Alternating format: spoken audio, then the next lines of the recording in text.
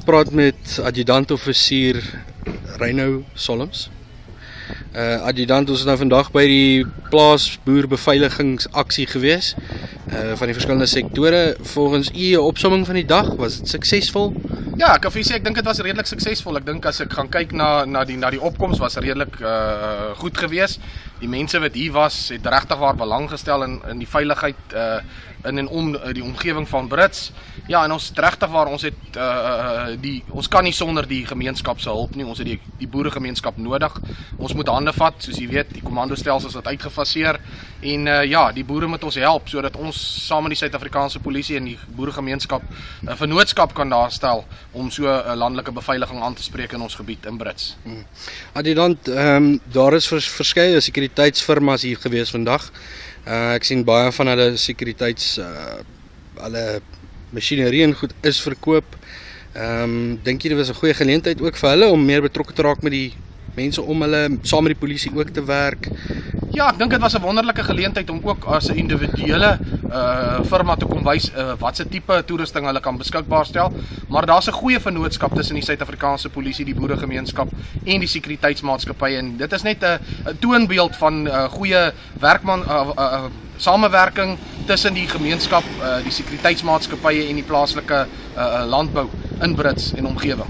So ja, ek dink regtig waar hulle het 'n geleentheid gehad om soos 'n klein mini boeredag ook hulle produk kom verteenwoordig en kom uitstal en kom wys wat het hulle.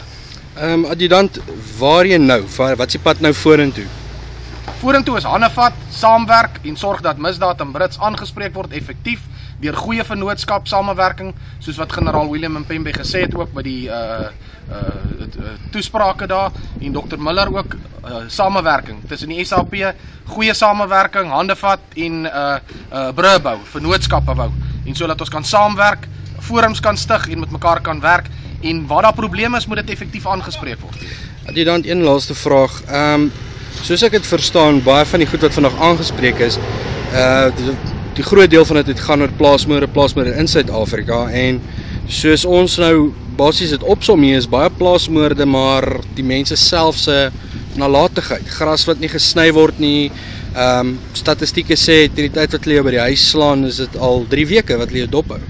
Ja, ek sal sê, ek wys nie die vinger na die plaaslike boeregemeenskap toe nie. Ja, dit speel 'n rol, dit definitief speel dit 'n rol dat daar is in sommige gevalle waar daar nie goeie heininge is nie goeie beligting is nie, lang gras en daai goed. Ja, so ons doen 'n beroep van die Suid-Afrikaanse polisie se kant af en vra vir elke individu om na sy huis toe terug te gaan en te gaan kyk. Is my sekuriteitsmaatreëls wat ek het, is dit in plek? Het ek 'n veiligheidsdeur? Het ek genoegsame honde? Het ek wagte? Het ek ligte?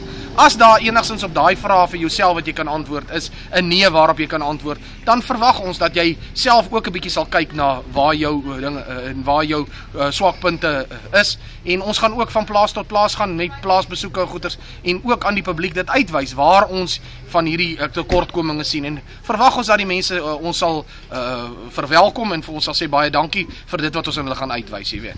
Baie dankie, adjudant. Baie dankie.